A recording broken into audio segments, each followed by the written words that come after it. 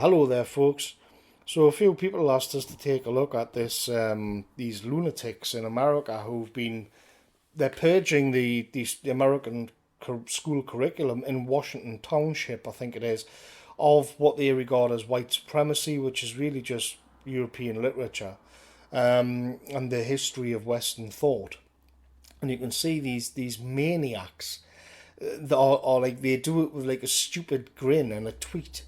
White man asks me, I mean, he must be a fellow white. White man asks me, who are we going to cut? Faulkner? Sophocles? I'm like, hell yes. Start with Sophocles. Out with him. I just erased a lot of boredom from your literature class. And then this week, again, another idiot. This week, dumpsters were filled with books that should have left decades ago.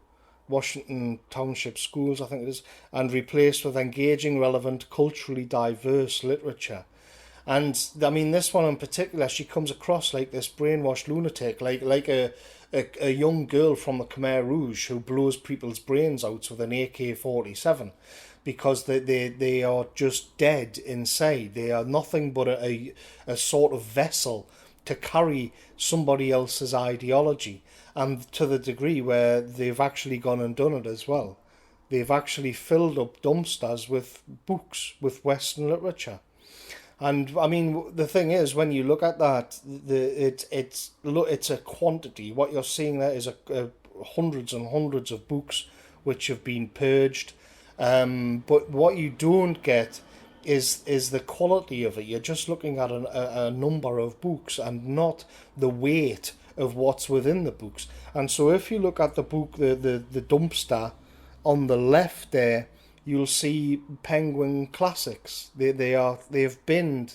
The Penguin Classics are just sitting in a dump, waiting to be taken away to a landfill somewhere, or just burned, ironically enough. And Penguin Classics are something close to my heart because they were cheap, and you had this nice quality item for what I could get back in the day for a few pounds. And then you had these ideas and you could expand your knowledge of the world. And here's my copy of Moby Dick, for example, which is a Penguin classic, which is, probably it's probably sitting in their dumpster. But look, just to sort of put this into perspective, what I'm trying to get across here is that they don't understand the weight of what it is. The people, their bosses do. The people higher up the food chain do know that, but these idiots don't. And so just to read the blurb on the back of Moby Dick, it says, in part, Moby Dick is the story of an eerily compelling madman pursuing an unholy war against a creature as vast and dangerous and unknowable as the sea itself.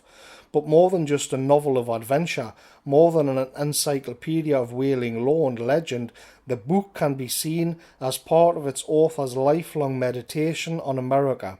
Moby Dick can be read as a disorderly elegy to democracy, which Melville saw threatened on many sides by the spirit of utilitarianism, by America's accelerating pace of expansionism, and by the drive toward industrial power. Written with wonderfully redemptive humour, Moby Dick is also a profound inquiry into character, faith, and the nature of perception. And so, this is where Moby Dick will end up now. That idea that so Western kind's way of thinking about itself and understanding itself and its place in the world is now just casually tossed away into a dumpster.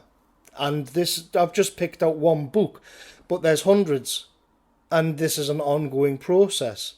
Now, let's just take their basic argument that that this is to prepare ourselves for the new social justice, inclusive, multicultural society.